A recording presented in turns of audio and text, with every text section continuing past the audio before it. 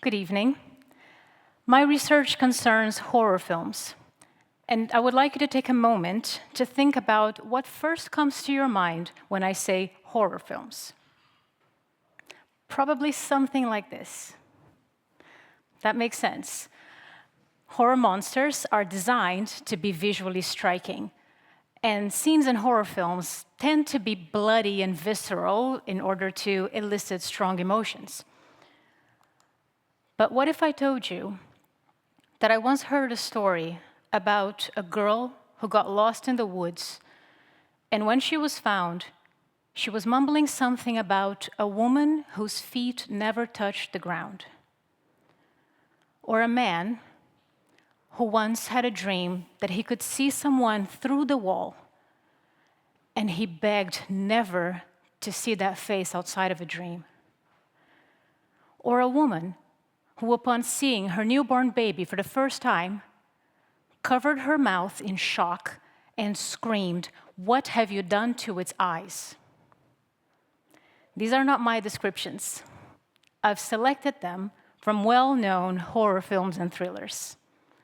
And they are examples of what we call a verbal account. That is, when a character retells a past event or describes visuals that are concealed from the audience. When I first saw those scenes, they gave me goosebumps. And I began to wonder, is the emotional effect of a verbal account scene different from the traditional visual-oriented horror scenes? That's what I intend to find out.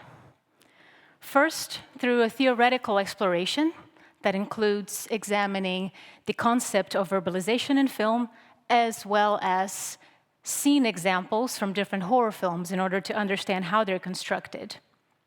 And second, through a practical experiment, where participants will watch different versions of the same story, a verbal account and a visual-oriented scene, and will collect physiological data, such as heart rate, skin conductance, as well as ask them to self-assess their fear level on a measurable scale. And correlating this data, I intend to find out how those scenes make the audience feel. Show, don't tell is one of the most established axioms in filmmaking. And for a filmmaker turned researcher such as myself, the verbal account is an opportunity to challenge it and prove that sometimes telling is far more interesting. Thank you.